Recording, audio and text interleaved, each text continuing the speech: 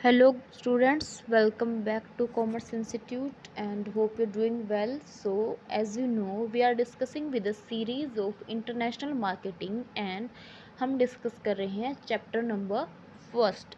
सो आज की वीडियो में हम डिस्कस करेंगे major decisions in international marketing की. एक कंपनी को इंटरनेशनल मार्केटिंग में एंटर करने के लिए कौन कौन से वो डिसीज़न है जिसके बारे में उसको सोचना पड़ता है, कौन कौन से वो फैक्टर्स हैं जिनको ध्यान में रखकर एक कंपनी ये डिसीज़न लेती है कि उसको इंटरनेशनल मार्केटिंग के अंदर एंटर करना चाहिए या नहीं.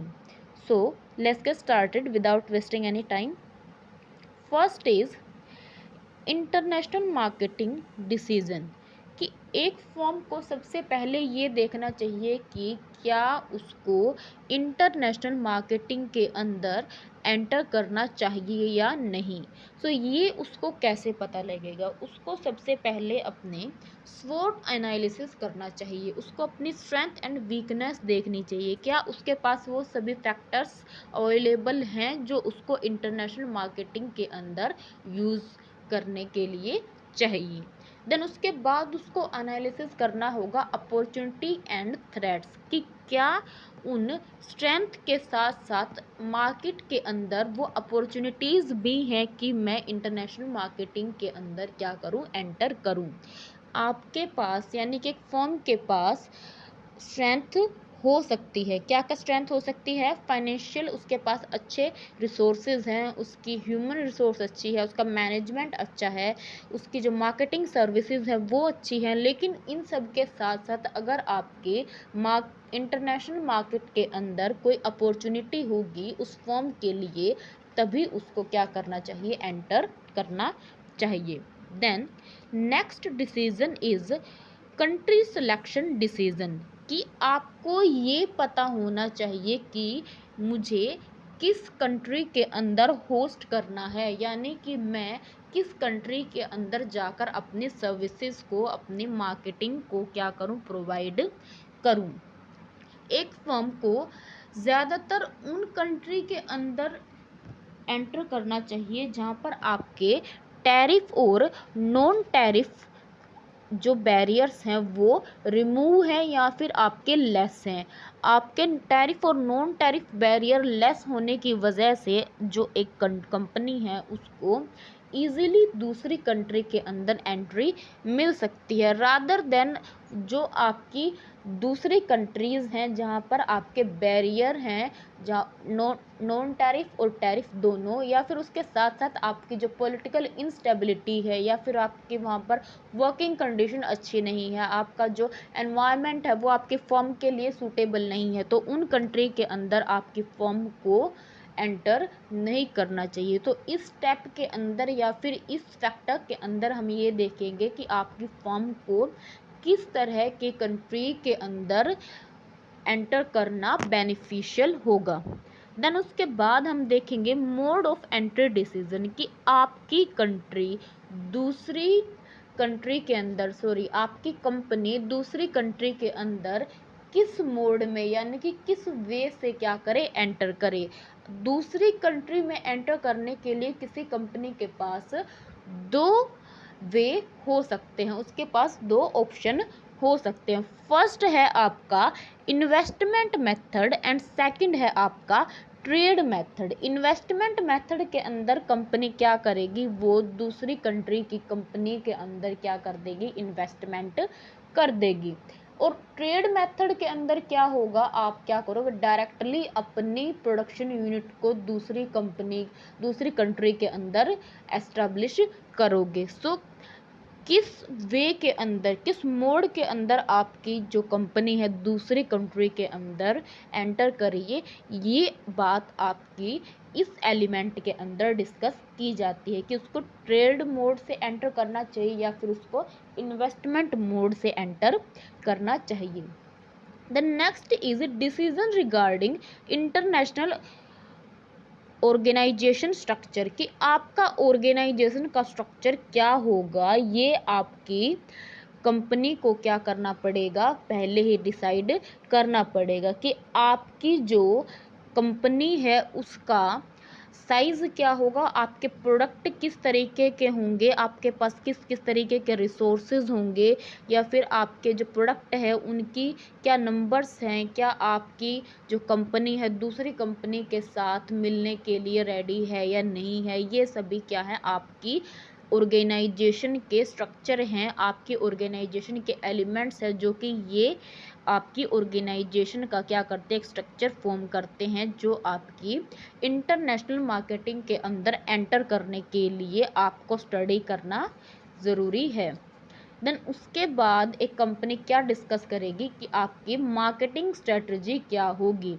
मार्केटिंग स्ट्रेटजी एक फर्म के लिए मोस्ट और वेरी इम्पोर्टेंट क्या है, फैक्टर है, जो कि आपकी कंपनी की सक्सेस और फेलियर को क्या करता है, इफेक्ट करता है। अगर आपकी मार्केटिंग स्ट्रेटजी परफेक्ट होगी तो आप क्या करोगे, प्रॉफिट अर्न करोगे, रादर देन वाइस वर्सा अगर आपकी मार्केटिंग स्ट्रेटजी बेनिफिशियल या फिर यूज़फुल नहीं होगी तो आप क्या करोगे, लॉसेस को फेस करोगे। तो कौन कौन सी आपकी मार्केटिंग स्ट्रेटजी हैं जो कि कंपनी को क्या करनी, यूज़ कर सकती है। फर्स्ट है आपकी extending domestic marketing mix to international marketing mix approach या फिर एथनोसेंट्रिक अप्रोच। इस अप्रोच के अंदर क्या करेगी, एक कंपनी अपने प्रोडक्ट को डायरेक्ट क्या करेगी, दूसरी कंट्री के अंदर एक्सपोर्ट कर देगी। वो अपने प्रोडक्ट में किसी भी तरह का कोई भी चेंज नहीं करेगी, वो एज इट इज़ अपने प्रोडक्ट को क्या करेगी, दूसरी कंट्री के अंदर सेल कर देगी, एक्सपोर्ट कर देगी। ये है आपकी एक्सटेंडिंग फैसिलिटी।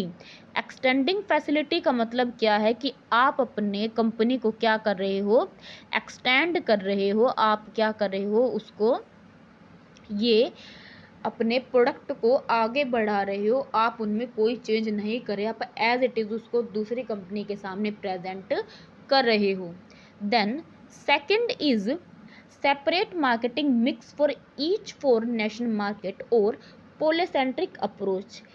इस मार्केटिंग स्ट्रेटजी के अंदर कंपनी क्या करेगी, अपना उसका जो भी प्रोडक्ट है उसको अपनी कंट्री के लिए अलग रखेगी और दूसरी होस्ट कंट्री यानी कि फॉरेन कंट्री जहाँ पर वो एंटर करती है उसके लिए अकॉर्डिंग टू दैट कंट्री अपने प्रोडक्ट को कस्टमाइज करेगी, उसके अंदर चेंज लाएगी। वो बताएगी कि हम इस कंट्री के लिए अलग से ये प्रोडक्ट बनाएंगे और होम कंट्री के लिए अलग से एक प्रोडक्ट बनाएंगे। यानी कि वो होम और होस्ट या जितनी भी कंट्री के अंदर वो होस्ट कर रही है सभी के लिए अलग अलग प्रोडक्ट बनाती है।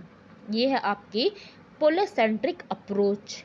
तो नेक्स्ट आपकी geocentric approach, uniform marketing mix for a group of nation. यानी कि जिस जिस नेशन से आपका जो ग्रुप मिलता है सबके लिए क्या करती है, वो अलग अलग क्या बनाती है, प्रोडक्ट बनाती है। फॉर एग्जांपल आपका इंडिया और पाकिस्तान दोनों में लोगों की चॉइसेस क्या है, सेम है, उनका प्रेफरेंस उनके टेस्ट क्या है, सेम है। तो आपकी कंपनी क्या करेगी, इंडिया और पाकिस्तान दोनों के लिए सेम प्रोडक्ट बनाएगी और आपकी चाइना और रशिया मान लो उन दोनों में लोगों का जो टेस्ट है, प्रेफरेंसेस है, वो इक्वल है, तो इन दोनों कंट्री के लिए वो क्या बनाएगी, अलग प्रोडक्ट बनाएगी। यानी कि हर एक ग्रुप ऑफ नेशन के लिए वो क्या करेगी, एक जैसी स्ट्रेटजी बनाएगी और दूसरे जो ग्रुप है उसके लिए दूसरी तरह की स्ट्रेटजी बनाएगी। तो ये आपकी कौन सी अप्रोच कहलाएगी, जियोसेंट्रिक अप्रोच। आपकी तीन अप्रोचेस है। फर्स्ट इज एथनोसेंट्रिक, जिसके अंदर हम क्या करेंगे, एज इट इज़ अपने प्रोडक्ट को क्या करेंगे, दूसरी कंट्री के अंदर एक्सपोर्ट करेंगे। देन सेकंड इज पोलिसेंट्रिक अप्रोच, यानी कि हर एक नेशन के लिए अलग अलग प्रोडक्ट बनाएंगे। And third is geocentric approach, कि अकॉर्डिंग टू आपके ग्रुप ऑफ नेशन के लिए एक तरह का प्रोडक्ट बनाएंगे और दूसरे ग्रुप ऑफ नेशन के लिए अलग तरह का प्रोडक्ट बनाएंगे। Then next is a decision regarding distribution channel, कि आपको किस तरीके का डिस्ट्रीब्यूशन चैनल चाहिए अपने प्रोडक्ट को कस्टमर तक पहुंचाने के लिए, उसका एक कंपनी को क्या करना पड़ता है, डिसीजन लेना पड़ता है। अगर आपका एक डिसीजन लेने के लिए कंपनी के पास क्या है, दो वे होते हैं। First is direct distribution channel, second is indirect. Direct के अंदर क्या होता है, आप सीधा कस्टमर के साथ क्या करते हो, मिलकर उस प्रोडक्ट को सेल करते हो, कस्टमर को डायरेक्ट उस प्रोडक्ट को क्या करते हो, सेल करते हो। एंड इनडायरेक्ट के अंदर आप मीडिएटर्स का यूज़ करते हो प्रोडक्ट को सेल करने के लिए। सो किस तरीके का डिस्ट्रीब्यूशन चैनल आप यूज़ करेंगे वो आपके प्रोडक्ट के ऊपर भी बेस होता है। अगर आपका प्रोडक्ट सिस्टमेटिक है या फिर उसके लिए कोई आप स्पेसिफिक प्रोसीजर यूज़ करते हो उसको यूज़ करने के लिए, तो आप डायरेक्ट चैनल का यूज़ करोगे, आप डायरेक्ट बताओगे कस्टमर को कि हम इस तरीके का क्या है, आपको ऐसा ऐसा प्रोडक्ट बेच रहे हैं, उसके यूसेज ऐसे ऐसे हैं, आपको इस तरीके से यूज़ करना है। उसके अलावा अगर आपका कोई जो आप प्रोडक्ट सेल करने जा रहे हो वो डेली यूजेस का है, कोई उसमें आपकी टेक्नोलॉजी ऐसे यूज़ नहीं होती, तो आप क्या करोगे, इनडायरेक्ट रूप से उसको सेल कर सकते हो। The next is decision regarding price quotation, कि आप अपना जो भी प्राइस है दूसरे नेशन के साथ वो फिक्स करोगे कि इतना इतना प्राइस इस प्रोडक्ट का होगा। प्राइस कोटेशन के अंदर आपका क्या क्या एक्सप्लेन किया जाता है कि जो आपका एक्सपोर्टर है उसको कौन कौन से एक्सपेंसेस पे करने पड़ेंगे और आपके इंपोर्टर को कौन कौन से एक्सपेंसेस पे करने पड़ेंगे, और आपके जो रिस्क हैं वो इंपोर्टर से एक्सपोर्टर को क्या करेंगे, कब ट्रांसफ़र किए जाएंगे, आपका जो ओनरशिप है वो किस कंडीशन में इंपोर्टर से एक्सपोर्टर को ट्रांसफ़र की जाएगी, कितने कितने जोखिम, कितने कितने रिस्क की जो अमाउंट है वो इंपोर्टर से एक्सपोर्टर को दी जाएगी। तो ये सभी चीज़ें आपकी किसके अंदर डिस्कस की जाती हैं, आपके decision regarding price quotation. And next is decision regarding standard product और कस्टमाइज प्रोडक्ट। स्टैंडर्ड प्रोडक्ट का मतलब कि आप एक ही तरीके का प्रोडक्ट सभी कंट्रीज़ के लिए क्या करते हो, बनाते हो।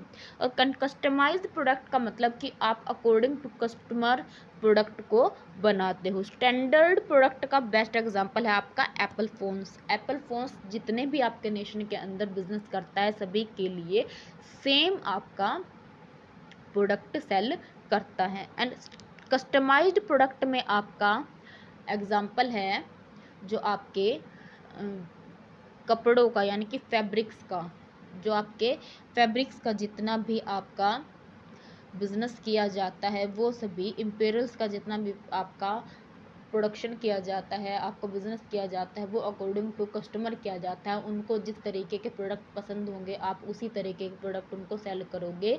तो आपके कस्टमाइज प्रोडक्ट के अंदर क्या किया जाएगा, आपके जितने भी कस्टमर है उसके अकॉर्डिंग आप अपने प्रोडक्ट को क्या करते हो, बनाते हो।